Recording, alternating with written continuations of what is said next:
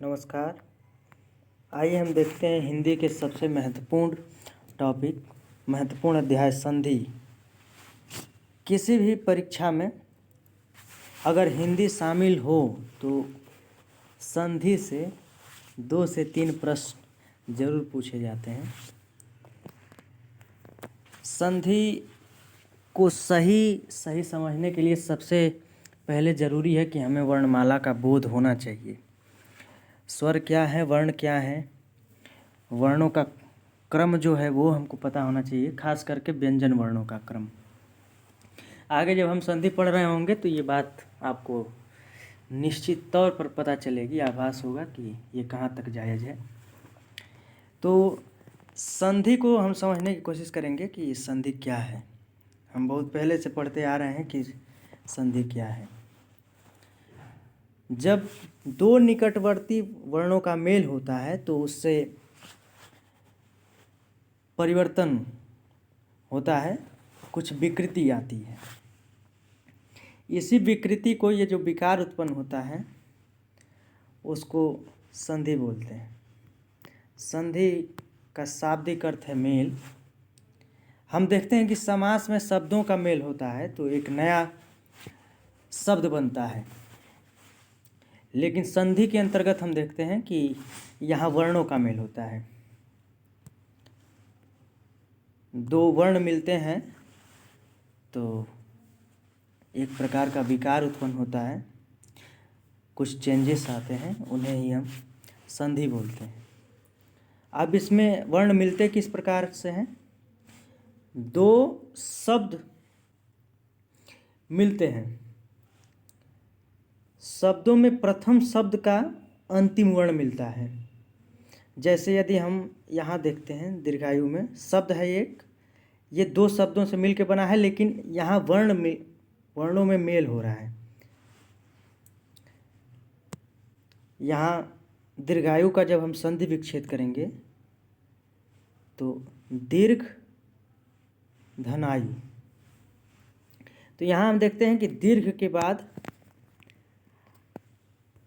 आयु है, तो दीर्घ में अंतिम वर्ण यहाँ अ है, क्योंकि घ जो है एक व्यंजन है और व्यंजनों का उच्चारण स्वरों की सहायता से होता है। अ के साथ यहाँ मिलता है आ, जो कि एक स्वर है, यानी स्वर वर्ण है।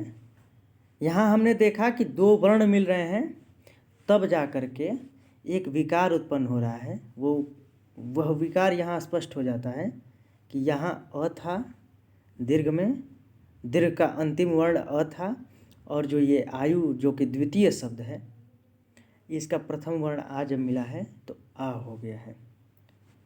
अ और आ मिले हैं तो एक विकार उत्पन्न हुआ है और आ में ये परिवर्तित हो गए हैं। इसी परिवर्तन को हम संधि बोलते हैं। हम देखेंगे कि संधि के कुल कितने भेद हैं। तो संधि के कुल 3 भेद हैं।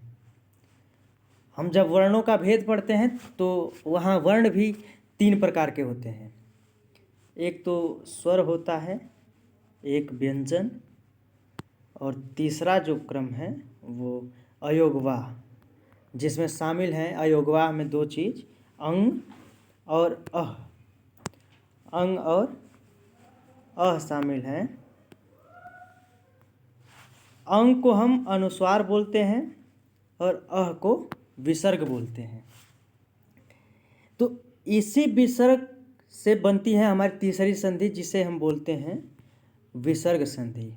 और स्वरों के मेल से जो संधि बनती है, 2 स्वर वर्ण मिलते हैं तो स्वर संधि, और जब एक व्यंजन और उस व्यंजन से या तो स्वर मिलेगा या तो व्यंजन मिलेगा, तब जा कर के जो उस व्यंजन में विकार उत्पन्न होता है उसे व्यंजन संधि बोलते हैं। और विसर्ग संधि के अंतर्गत हम पढ़ते हैं कि विसर्गों में जो विकार उत्पन्न होता है, जब विसर्ग किसी स्वर या व्यंजन वर्ण से मिलता है तो उस विसर्ग विशेष में कौन सा परिवर्तन होता है, उसी परिवर्तन को हम विसर्ग संधि के अंतर्गत पढ़ते हैं। तो इस प्रकार हम देखते हैं कि संधि के कुल 3 भेद हैं, स्वर संधि, व्यंजन संधि और विसर्ग संधि। एक एक करके हम क्रमशः पढ़ेंगे। जानेंगे कि इनकी विशेषताएं क्या हैं, इनके कुल भाग कितने हैं और किस प्रकार से इन्हें संधि विच्छेद करके समझते हैं। इसमें हम देखेंगे पहला जो है स्वर संधि। इसमें जो स्पेशल चीज़ है, जो विशेष बात है, समझने योग्य, जो जानने योग्य है, वो यही है कि जहाँ दो स्वर वर्णों का, ये ख्याल रखेंगे, दो स्वर वर्ण मिलेंगे, जब भी मिलेंगे तो दो स्वर वर्ण मिलेंगे, व्यंजन नहीं होगा इसमें। जब दो स्वर वर्ण मिलते हैं और उनमें जब विकार उत्पन्न होता है तो उसे स्वर संधि बोलते हैं। जैसे दीर्घायु में हम देख रहे हैं कि दीर्घ धन आयु, इसमें दो स्वर जुड़ रहे हैं। ये प्रथम शब्द है, इसका अंतिम वर्ण जो है एक स्वर है, और ये जो द्वितीय शब्द है आयु, इसका प्रथम वर्ण आ मिल रहा है, तो एक विकार उत्पन्न हो रहा है, इसमें एक विकृति आ रही है, परिवर्तन आ रहा है, उसी परिवर्तन का नाम है संधि। और चूंकि यह दो स्वरों के मिलने से ये विकृति उत्पन्न हो रही है तो उसे हम स्वर संधि बोलते हैं, क्योंकि यहाँ आ हो रहा है, यह स्वर संधि के अंतर्गत शामिल है। इसी प्रकार से एक देखते हैं कपिंद्र। कपिंद्र में देख रहे हैं एक शब्द है कपि और दूसरा शब्द है इंद्र। तो इन शब्दों को हम ध्यान में नहीं रखते हैं, शब्दों का ध्यान हम रखते हैं समास में। यहाँ हम वर्णों का ध्यान रखते हैं, क्योंकि यहाँ वर्णों के मेल से विकार उत्पन्न हो रहा है। तो यहाँ कपि में जो अंतिम वर्ण है छोटी ई है, और जो इंद्र में प्रथम वर्ण है, जब भी मिलेगा तो प्रथम शब्द का अंतिम वर्ण और द्वितीय शब्द का प्रथम वर्ण मिलेगा। और चूंकि स्वर संधि की बात हो रही है तो जब भी वर्ण मिलेंगे ये दोनों ही स्वर वर्ण होंगे। तो द्वितीय शब्द जो इंद्र है इसका प्रथम वर्ण, माफी चाहेंगे यहाँ हमने गलत लिखा है, छोटी ई लिखना हम भूल गए। छोटी ई जो कि कपि का प्रथम वर्ण, कपि का अंतिम वर्ण है, और इंद्र जो द्वितीय शब्द है उसका प्रथम वर्ण छोटी ई, ये दोनों मिल रहे हैं तो बड़ी ई बन रही है, जो एक तरह से विकार उत्पन्न हो रहा है। इसे ही हम स्वर संधि कहते हैं। स्वर संधि के कुल 5 भेद हैं। चूँकि जब हम स्वर को देखते हैं तो स्वरों को भी बांटा गया है, कोई लघु स्वर, ह्रस्व स्वर है, तो कोई दीर्घ स्वर है। दीर्घ स्वर में भी 2 टाइप हैं, एक मूल दीर्घ स्वर और दूसरा संयुक्त दीर्घ स्वर। तो स्वर संधि के कुल 5 भेद हैं, एक क्रम है इनका। इस क्रम का होना, इस क्रम के होने की सार्थकता यही है कि कुछ सीक्वेंस बने हुए हैं, हर एक वर्ण जो है वो चाहे स्वर में शामिल हो चाहे व्यंजन में, ये सारे के सारे एक क्रमबद्ध श्रृंखला में शामिल होते हैं, तब जा कर के वर्णमाला का निर्माण होता है। यत्र तत्र रख देने से वर्णमाला नहीं बनती है। वर्णमाला की परिभाषा ये है कि वर्णों का एक व्यवस्थित क्रम वर्णमाला कहा जाता है। कोई भी माला बनती है एक व्यवस्थित क्रम में, मोतियों को पिरोने से, पुष्प को पिरोने से, उसी प्रकार से वर्णों को एक व्यवस्थित क्रम में रखने से वर्णमाला की सर्जना होती है। तो स्वर संधि के कुल 5 भेद हैं। दीर्घ स्वर संधि, गुण स्वर संधि, वृद्धि स्वर संधि, यण संधि, अयादि संधि। एक बार थोड़ा सा जानेंगे। दीर्घ संधि में जो भी विकार उत्पन्न होगा उसका स्वरूप यही होगा कि दीर्घ स्वर परिलक्षित होते हैं, दीर्घ स्वर दिखाई देते हैं हमको उस संधि पद में। संधि पद को शब्द भी बोल सकते हैं, संधि भी बोल सकते हैं। जैसे मान लीजिए ये शब्द है तो इसको हम संधि भी बोल सकते हैं, संधि पद भी बोल सकते हैं और शब्द भी बोल सकते हैं। अब यहाँ इसका जो ये हो रहा है इसको हम संधि विच्छेद का नाम देते हैं। संधि विच्छेद का मतलब ये है कि जो वर्ण मिल रहे हैं उनके बीच जो संबंध है, जिस प्रकार वो जुड़ रहे हैं, उसकी ये व्याख्या कर रहा है। संधि विच्छेद से हम व्याख्या कर रहे होते हैं कि किस प्रकार से वर्णों का मेल हो रहा है। तो स्वर संधि के प्रथम भेद हम दीर्घ स्वर संधि के बारे में जानने का प्रयास करेंगे। दीर्घ स्वर संधि की सर्वप्रमुख पहचान है कि जिस भी संधि पद को पूछता है, चाहे हम देखते हैं जिस भी संधि पद को, उसमें उसके मध्य भाग में हम देखेंगे, उच्चारण करने के दौरान हम मध्य भाग में जो उच्चारण करते हैं तो उसमें इन 3 दीर्घ स्वरों का उच्चारण हमें दिखाई देगा। चाहे हम उच्चारण करेंगे इन 3 दीर्घ स्वरों का, आ का, बड़ी ई का, बड़ा ऊ का। अगर ये तीनों हैं तो वहाँ दीर्घ स्वर संधि है। देखते हैं नियम क्या है। कभी भी ह्रस्व स्वर या दीर्घ स्वर के बाद दीर्घ स्वर या ह्रस्व स्वर आए, अ के बाद मान लीजिए कि आ जाए, चाहे आ जाए, या फिर आ के साथ आ जाए, या फिर आ जाए। इसी प्रकार से कहने का तात्पर्य यह है कि ह्रस्व स्वर के साथ दीर्घ स्वर भी मिल सकता है, ह्रस्व स्वर भी मिल सकता है। उसी प्रकार से दीर्घ स्वर के बाद ह्रस्व स्वर मिले या दीर्घ स्वर, लेकिन बनेगा लास्ट में क्या, जो चेंज होगा वो हमारा दीर्घ स्वर में ही होगा। कुछ उदाहरण देख करके समझते हैं।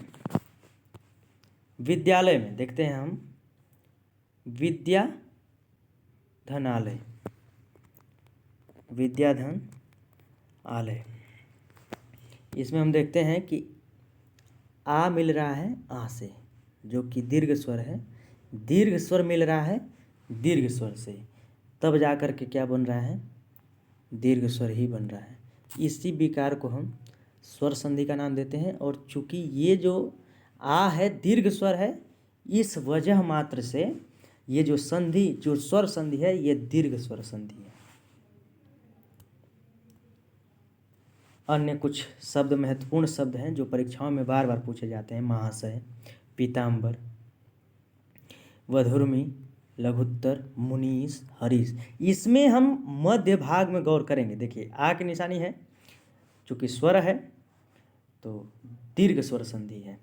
महाशय में आ है तो आ दीर्घ स्वर संधि है। वधुर्मी में बड़ा ऊ की निशानी है, लघुत्तर में बड़ा ऊ, मुनीश में हम देखेंगे बड़ी ई की निशानी है, हरीश में बड़ी ई।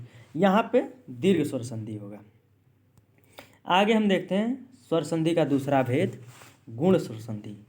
बहुत ही आसान संधि है।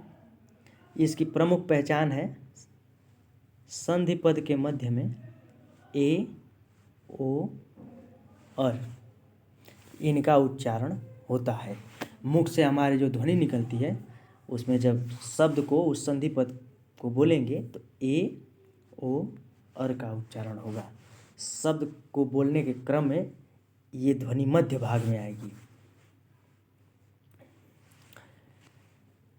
हम देखते हैं कि इसका जो नियम है, अ अथवा आ के बाद छोटी ई, बड़ी ई, छोटा ऊ, बड़ा ऊ और री स्वर आने पर क्रमशः ए, ओ और अर हो जाता है। इसको समझेंगे। अ के बाद यदि ई आता है या फिर बड़ी ई आता है तो ए हो जाता है। उसी प्रकार से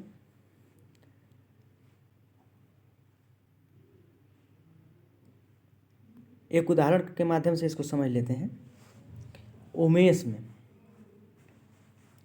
उमा धन ईस,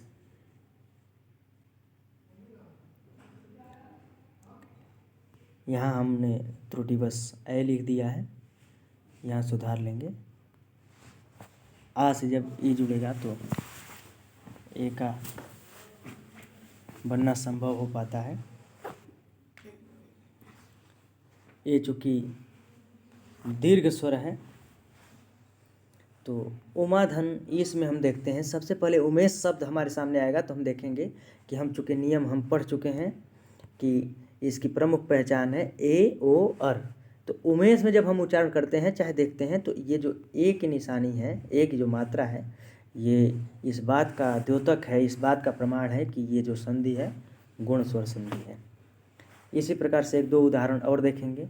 जल धन उर्मी, इसमें अ जब ऊ से मिल रहा है यहाँ जल के साथ ल का जो अंतिम वर्ण है ल के साथ असंलग्न है, क्योंकि व्यंजन का उच्चारण स्वरों की सहायता से होता है। जब अ का मेल हो रहा है इस बड़ा उ से जो कि स्वर है, तब जा कर के ओ बन रहा है। और जब ओ की ध्वनि आएगी तो वहाँ गुण स्वर संधि होगा। एक और उदाहरण है राजर्षि। राजर्षि जब हम बोल रहे होते हैं तो हम देखते हैं कि राजर्षि अर शब्द का उच्चारण हो रहा है, अर की ध्वनि आ रही है। इसका संधि विच्छेद करेंगे तो राजा ऋषि, यहाँ आ का मेल री से हो रहा है। यहाँ हम पढ़ रहे हैं कि आ के साथ, आ के बाद या आ के साथ री जब स्वर आएगा री, तो इसका क्या बनेगा, अर बनेगा। आगे स्वर संधि का जो तीसरा भेद है वृद्धि संधि, उसको देखेंगे। इसकी प्रमुख पहचान है दो मात्राएं लगी होती हैं, अय और औ। इसको जो ही देखेंगे हम तुरंत पहचान जाएंगे कि जो संधि है वो वृद्धि स्वर संधि है।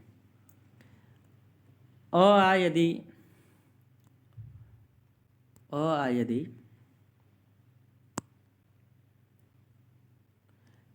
ए और ए से मिलते हैं तो ए ही बनता है।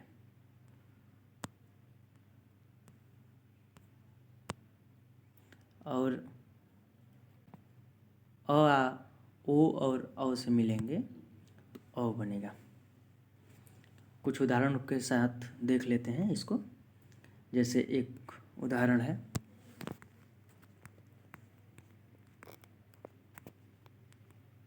मतैक्य। मतैक्य में हम देखते हैं कि ये अय की मात्रा लगी हुई है, तो डबल मात्रा देखने के बाद ही हमको समझ जाना चाहिए कि यहाँ वृद्धि स्वर संधि।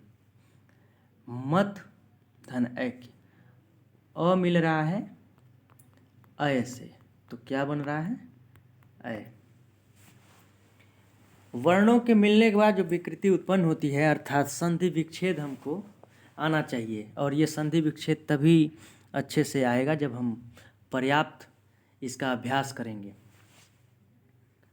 बुक में बहुत सारे शब्द हैं, आप जब इस चैप्टर को क्लियर कर रहे होंगे, इस चैप्टर को पढ़ रहे होंगे, तो कम से कम 100 से 150 शब्दों का आप कुल मिला करके संधि विच्छेद करेंगे और वहाँ समझ लेंगे खूब अच्छे से। नियम कभी हम भूल सकते हैं, लेकिन जो अभ्यास की हुई चीज़ें हैं वो नहीं भूलेंगे। इसी प्रकार से एक शब्द है परमौषधि, इसमें संधि विच्छेद करेंगे तो एक शब्द है परम और दूसरा शब्द है औषधि। जब ये जुड़ते हैं तो इन शब्दों में प्रथम शब्द का अंतिम वर्ण और द्वितीय शब्द का प्रथम वर्ण मिलते हैं, और चूंकि ये स्वर वर्ण है तब जा कर के जो विकार उत्पन्न हो रहा है वो औ का हो रहा है। अ में औ मिल रहा है तो औ बन रहा है। तो यहाँ हम देखेंगे कि वृद्धि स्वर संधि सबसे प्रमुख पहचान है अय और औ की मात्रा लगे होने पर हम समझ जाएंगे कि ये वृद्धि स्वर संधि है। आगे संधि का एक महत्वपूर्ण भेद जो चौथा है य व र। य व र ये पहचान है यण संधि की। जिस किसी संधि पद में य व र की ध्वनि आएगी वहाँ यण संधि होगा। जब ई, बड़ी ई, उ, बड़ा उ और री के बाद इन स्वरों से भिन्न स्वर आएंगे, जैसे ई के बाद कोई भिन्न स्वर आएगा तो हम देखते हैं कि ई और बड़ी जो छोटी और बड़ी ई है इसका य हो जाता है। अब स्वर जिस आधार पे मिलेंगे उन्हीं आधार पे या तो कभी य रहेगा या तो कभी या हो जाएगा, कभी यू भी हो सकता है, यू भी, कभी ई भी, इस प्रकार से। लेकिन मिलेगा यही दोनों, किससे, अपने से भिन्न स्वर से। अगर ई मिल गया ऊ से, ई मिल गया, छोटी ई मिल गया ऊ से, तो यू बन जाएगा। लेकिन मेन ध्यान हमारा इसी पे होना चाहिए, ये जो य है, यही य एकमात्र पहचान करने का साधन है कि संधि कौन सी है, कौन सी स्वर संधि है। तो यण संधि है, यण स्वर संधि।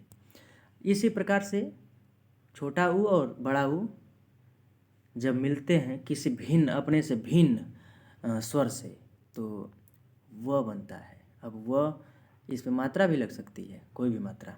और जब री मिलता है किसी अपने से भिन्न वर्ण से, तो र, री का र हो जाता है। देखेंगे कुछ उदाहरण। छोटी ई और छोटी ई और इया मिल रहा है, लेकिन यहाँ इया नहीं है, ये अ है। इसी का हम देख रहे हैं, ये गलती से लिख दिया गया है। अति धन अधिक, अत्यधिक। यहाँ हम देखते हैं कि छोटी ई का जो मेल है वो अ से हो रहा है। हम नियम पढ़े हैं कि इन स्वरों का मेल इनसे भिन्न स्वरों से होगा, यानी अगर इसका करा रहे हैं तो इनसे भिन्न जितने भी आएंगे अ से लेकर के अ तक में उन्हीं का मेल होगा, इन दोनों को छोड़ करके। तो देखते हैं अति अधिक, जब ई, छोटी ई अ से मिलता है तो य बनता है। तो देखिए क्या परिवर्तन हो रहा है, अत्यधिक। परिवर्तन किस में आ रहा है, इन दोनों स्वरों के रूप में। स्वर कौन कौन से हैं, छोटी ई इसमें की और अ इस द्वितीय पद का, द्वितीय शब्द का चेंज होकर के क्या हो जा रहा है, य हो जा रहा है। तो इसको बोलेंगे यण संधि। इसी प्रकार से अन्य शब्द हैं, अतिधनाचार, अत्याचार। अब इसमें हम देखेंगे कि यहाँ थोड़ा सा परिवर्तन हुआ है। बड़ी ई के साथ, बड़ी ई, माफ़ करिएगा, बार बार गलतियाँ दिख रही हैं। छोटी ई है ये, इसके साथ क्या मिल रहा है, आ मिल रहा है। तो क्या बन जा रहा है, स्वरूप में परिवर्तन, य में क्या, मात्रात्मक परिवर्तन जो हो रहा है, बस इस आ के मिलने से हो रहा है। क्योंकि आ जो है दीर्घ स्वर है। दीर्घ स्वर का जब हम परिभाषा जानने की कोशिश करते हैं, दीर्घ स्वर की परिभाषा, तो दीर्घ स्वर का उच्चारण करने में 2 मात्राओं का समय लगता है। ह्रस्व स्वर का दुगुना समय लगता है, ह्रस्व स्वर का दुगुना समय लगता है, उसे दीर्घ स्वर बोलते हैं। तो यहाँ देखिए य पर एक मात्रा लग गई है आ की, तो अत्याचार हो गया है। उसी प्रकार से एक और उदाहरण है, ऊपरी धन उक्त, उसे हम उपर्युक्त बोलेंगे। क्यों, यहाँ ई ही मिल रहा है ऊ से, तो इसमें मात्रात्मक परिवर्तन हो जा रहा है य में। क्योंकि जो छोटा ऊ है ये भी तो अपना प्रभाव छोड़ेगा शब्द अक्षर विशेष पे, तो अपना उसका प्रभाव यही है। इस प्रकार से कुछ और शब्द हैं, इनका अभ्यास करेंगे। देवी धन आगमन, देव्यागमन। सखी धन ऐश्वर्य, सख्यैश्वर्य। सुधन अक्ष, स्वक्ष। यहाँ ऊ मिल रहा है अ से, तो वह हो रहा है। ऊ, छोटा ऊ मिल जाएगा आ से, तो वह हो जाएगा। देखिए सुधन आगत, स्वागत, बहुत ही फेमस संधि है ये। आगे री वाला देख लेते हैं किस प्रकार परिवर्तन होता है। री, इसमें पितृ धन अनुमति, री, यहाँ री है, री की मात्रा लगती है री, और इस री से अ मिल रहा है तो र बन रहा है। देखिए इसमें त्र जो है, तो भ्रमित नहीं होना है, त्र का निर्माण होता है, त्र चूँकि संयुक्त व्यंजन है, तो त का निर्माण होता है त और र से, तो र की ध्वनि आ रही है यहाँ। तो ये र कैसे बना है, री और अ के मिलने से, पितृनुमति। पितृनुमति में जब भी पूछेगा कौन सी संधि है, तो यण स्वर संधि है, यण संधि।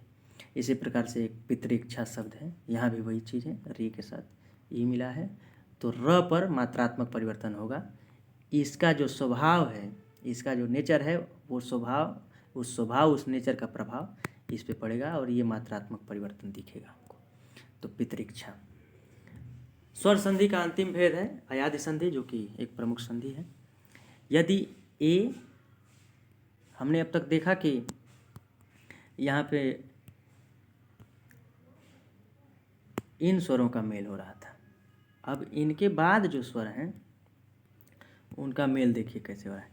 ए, ऐ, ओ, औ, इन स्वरों का मेल दूसरे स्वरों से हो तो ए का ऐ हो जाता है,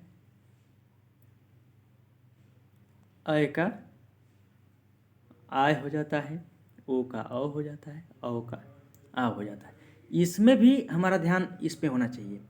यही मूल पहचान है। संधि के मध्य भाग में जब हम उच्चारण कर रहे होंगे तो ध्वनि आती है ऐ, आय, औ, आव। इनमें भी कुछ चेंजिंग आता है, मात्रात्मक परिवर्तन। जैसे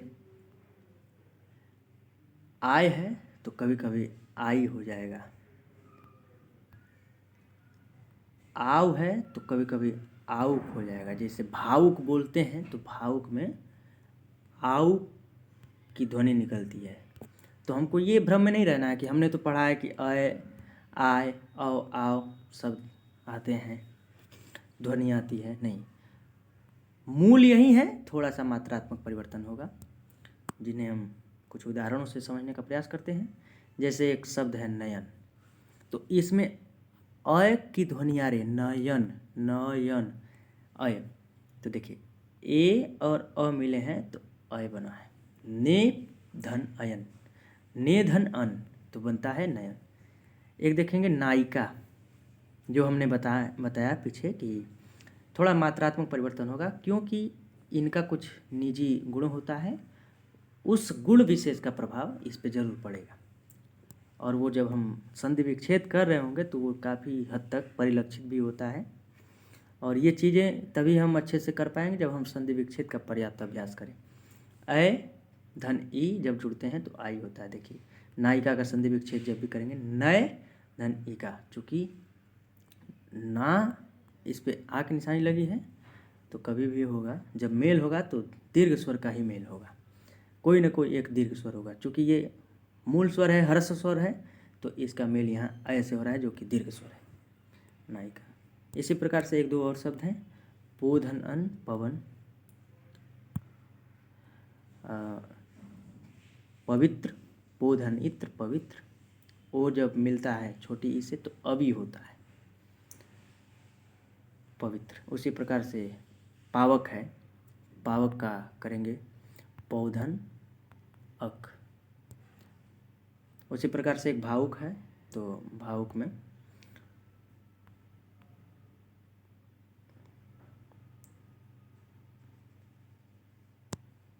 भौधन उक, यानी औ का मिलन हो रहा है छोटा ऊ से तो आऊ हो जा रहा है, आऊ यानी भावुक। तो ये रहा संधि में स्वर संधि के 5 भेद रहे।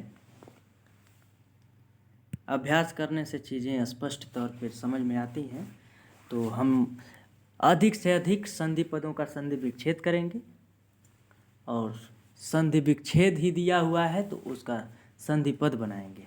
इस प्रकार जब हम अभ्यास करते हैं तो वो चीज़ें हमेशा के लिए हमारी स्मृति में बैठ जाती हैं। थोड़ा बहुत जो पहचान है, कामन जो चीज़ें हैं वो याद रखेंगे। जैसे दीर्घ स्वर संधि है तो वहाँ दीर्घ स्वर होंगे, जैसे आ ई उ, और गुण स्वर संधि है तो उसमें ए ओ अर होंगे, और यदि वृद्धि स्वर संधि है तो यहाँ ऐ औ होंगे। उस संधि पद के मध्य भाग में इनका उच्चारण होता है, इनकी ध्वनि आती है।